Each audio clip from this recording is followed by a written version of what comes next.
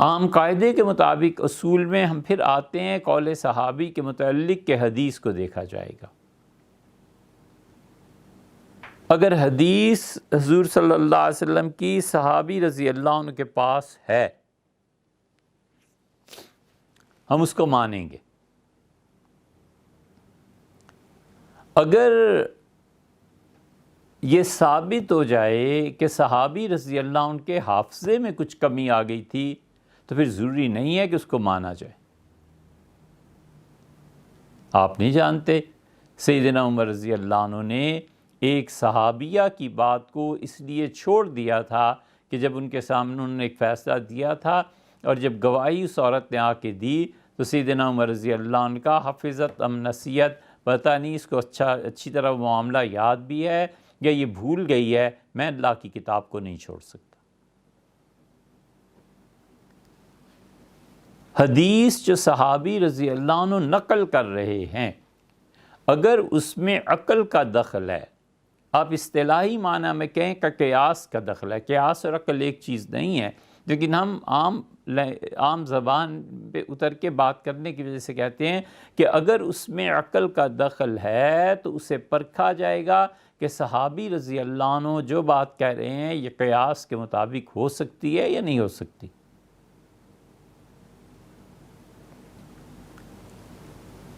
تو اصل اللہ کی کتاب ہے جہاں سے حکم ثابت ہوتا ہے، اور دوسرے نمبر پر حدیث ہے جہاں سے ثابت ہوتا ہے صحابی رضی اللہ عنہ کسی چیز میں تصریح کر دیں کہ حضور صلی اللہ علیہ وسلم نے یہ فرمایا ہے، ختم ہو گئی بات۔ اب بحث آ جاتی ہے صحابہ رضی اللہ عنہ پہ یہ سمجھے ہیں کہ نہیں سمجھے۔ فقیہ صحابی اور غیر فقیہ صحابی دونوں میں بڑا فرق ہے۔ اگر یہ فرق نہ ہوتا تو رسول اللہ صلی اللہ علیہ وسلم کبھی بھی وفات سے 3 سال پہلے نہ ارشاد فرماتے کہ آئندہ سے نماز میں جو صفیں میرے پیچھے ہوتی ہیں بالکل قریب کی صفیں، ان میں وہ لوگ کھڑے ہوئے ہوں جو میرے افعال اور میری چیزوں کو سمجھ سکتے ہوں، اور باقی لوگ پیچھے کھڑے ہوا کریں۔ خود ہی تفریق فرما دی تھی، اور یہ عقلاً بھی ہے۔ ایک ہی ماں باپ کے 3 بیٹے ہیں، کوئی کم عقل مند ہے، کوئی زیادہ ہے، کوئی سمجھتا ہے، کسی پہ کچھ غلبہ ہے، کسی پہ کچھ غلبہ ہے۔ اس سے جن صحابہ کرام رضی اللہ عنہم پہ نقل کا غلبہ ہے وہ ان صحابہ کرام رضی اللہ عنہ سے بہرحال پیچھے ہیں جن پر عقل اور فقاہت کا غلبہ ہے۔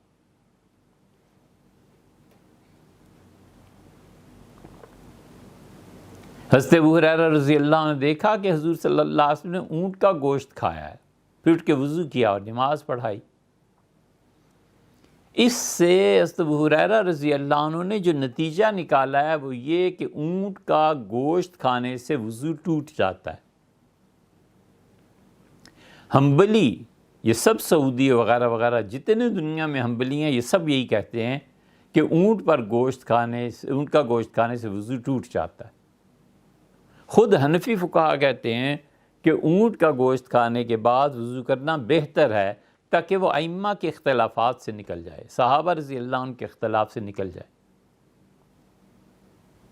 اگر محض صحابی رضی اللہ عنہ کا قول حجت اور دلیل ہوتا تو ابن عباس رضی اللہ عنہ پلٹ کے یہ نہ کہتے کہ چچا اگر بات ایسے ہی ہے کہ آگ پہ پکی ہوئی چیز کھانے سے وضو ٹوٹ جاتا ہے تو پھر تو گرم پانی سے وضو ہوگا ہی نہیں۔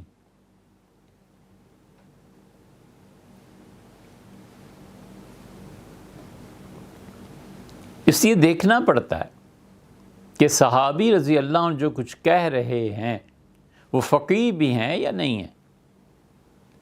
عدی بن حاتم حضور صلی اللہ علیہ وسلم کے سامنے رمضان کی صبح کو کھانا کھا رہے ہیں، فرمایا کہ کیا بھی تم نے روزہ، ان کا اللہ کے رسول اللہ نے کہا ہے کہ یتبین لکم الخیط الابیض من الخیط الاسود، یہاں تک کہ سیاہ دھاگے، سیاہ اور سفید دھاگے ایک دوسرے سے الگ الگ ہو جائیں۔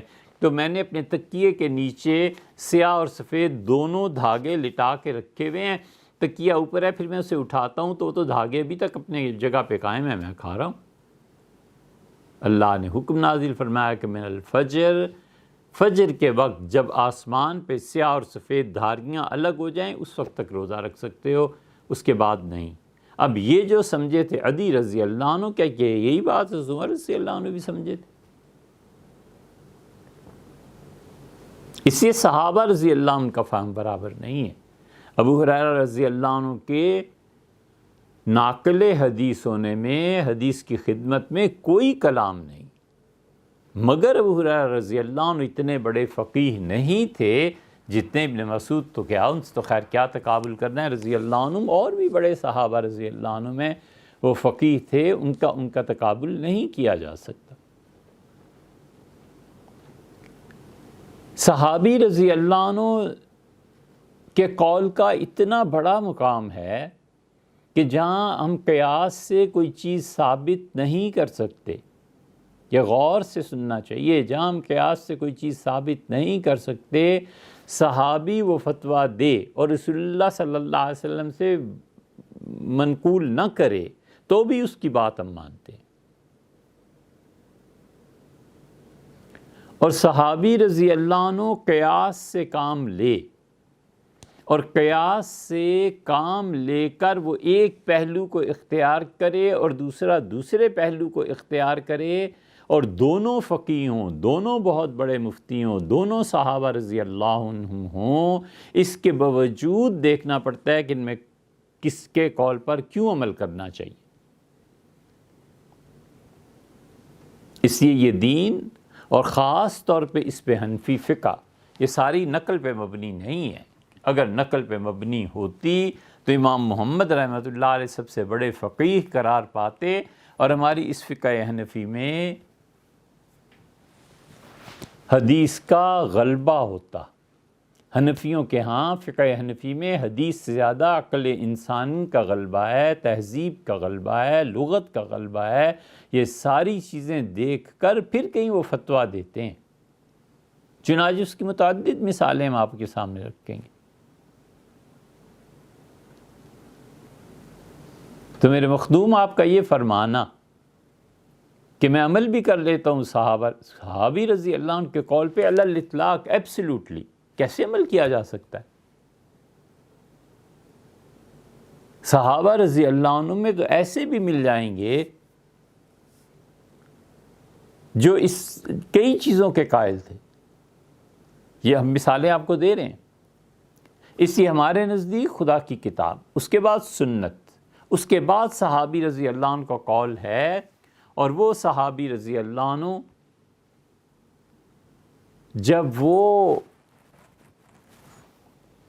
جو فتویٰ وہ دیتے ہیں اس میں ہم کہتے ہیں نہ بھی رسول اللہ صلی اللہ علیہ وسلم کا نام لیں، وہاں ایک ہی شرط رہ جاتی ہے کہ عقل میں بات آتی ہے، نہیں آتی ہے، ہماری چیز ہی ایسی عقل میں آ نہیں سکتی، ہم کہتے ہیں وہ بھی ٹھیک ہے۔ حضرت رسالت مآب صلی اللہ علیہ وسلم کے بعد ایک بڑے جلیل القدر صحابی ہیں، بڑے مقام کے آدمی ہیں، کچھ معمولی قربانیاں نہیں ہیں، حضور اقدس صلی اللہ علیہ وسلم کے محبوب صحابہ کرام رضی اللہ عنہ میں سے ہیں، جن کے لیے آپ نے محبت کا اپنی زبان مبارک سے اظہار فرمایا۔ انہوں نے عربوں کے قاعدے اور قانون کے مطابق پیغام بھیجا۔ وفات کے بعد حضور صلی اللہ علیہ وسلم کی ام المومنین حضرت عائشہ رضی اللہ عنہ سے شادی کے لیے، وہ نہیں جانتے تھے کہ قرآن نے کہا ہے کہ وَأَزْوَاجُهُ أُمَّهَاتُهُمْ، اور حضور صلی اللہ علیہ وسلم کی بیویاں امت کی مائیں ہیں۔ سیدنا ابوبکر رضی اللہ عنہ تک پیغام بھیجا کیونکہ والد تو وہ تھے نا، تو انہوں نے کہا اسے کہو باز آ جائے ایسی باتوں سے، ایسی بات سے، میں نے کبھی دوبارہ سن لیا تو زندہ آگ میں ڈال دوں گا، جلا دوں گا میں اسے۔ کہ حضور صلی اللہ علیہ وسلم کی بیویوں کے متعلق یہ بات۔ اب وہ صحابی رضی اللہ عنہ قرآن کی اس آیت کو جانتے بوجھتے کبھی بھی نہیں کر سکتے تھے، سوال ہی پیدا نہیں ہوتا۔ اس آیت سے جو کچھ باقی سمجھے تھے وہ نہیں ہے۔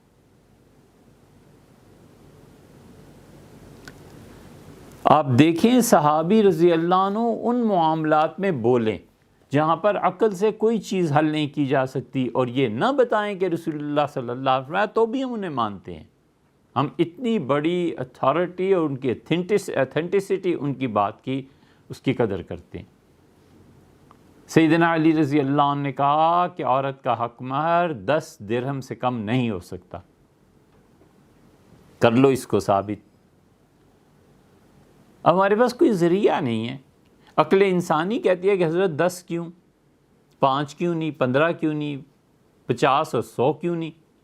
کچھ بھی نہیں، نقل ہے خالص۔ سیدنا علی رضی اللہ عنہ سے حضور صلی اللہ علیہ وسلم سے سنا ہے، اس پہ اختلاف۔ آج جب کتابیں اتنی آسان ہو گئی ہیں تو اب تو چلو کوئی کہیں سے حوالہ نکالے گا، اس زمانے میں تو ایسی بات نہیں تھی نا، سب چپ کر گئے، سب نے کہا حضرت 10 ہے 10 ہے۔ اس کی دوسری مثال آپ کو دیں، صحابہ کرام رضی اللہ عنہم میں کوئی آدمی کوئی بات ایسی چیز کے متعلق کہہ دے جہاں پر قیاس کو دخل نہیں ہے، عقل انسانی کچھ فیصلہ نہیں کر سکتی، چپ ہو جاؤ۔ یہ ہم حنفیوں کا مسلک ہے، سوائے ابو الحسن کرخی کے رحمہ اللہ اور بعض حضرات جو حنفیوں کے 3 موقف ہیں اس سلسلے میں۔ اس سے آپ کا حضور والا یہ کہنا کہ جو بھی صحابی کا قول ہے اس پہ میں عمل کر لیتا ہوں، یہ باتیں کہاں تک پہنچائیں گی؟ یا آپ کا ایک جملہ کوئی چھوٹی سی چیز ہے؟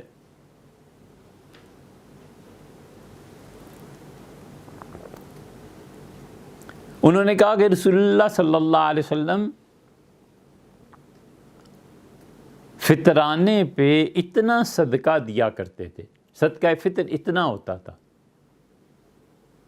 کوئی عقل کو دخل نہیں۔ 1 کلو کو 1 کلو کیوں مانا ہے کوئی عقل؟ کچھ بھی نہیں۔ عقل کیسے ثابت کرے گی کہ 1 کلو ہوتا ہے، 2 کلو 2 کلو ہوتا ہے، 3 کلو 3 کلو ہوتا ہے؟ کیا اس میں عقل کی باتیں ہیں؟ حضور صلی اللہ علیہ وسلم کے زمانے میں یہ پیمانہ رائج تھا، اس صحابی رضی اللہ عنہ نے بیان کر دیا، ہم نے کہا حضرت آپ نے سچ فرمایا، حضور صلی اللہ علیہ وسلم کے زمانے میں۔ اب پیمانے کا تغیر کہ کتنا ہوتا تھا، یہ تو بہت آسان بات ہے۔ روپیہ جو حیدرآبادیوں کا تھا اور جو روپیہ دلی اور لکھنؤ کا، دونوں میں فرق تھا۔ یہ حیدرآبادی پوچھے اپنے بڑوں سے کہ کیا فرق تھا تو وہ بتا دیں گے۔ 18 چھٹانگ کا سیر ہوتا تھا اکبری دور میں، اب سیر 16 چھٹانگ کا رہ گیا۔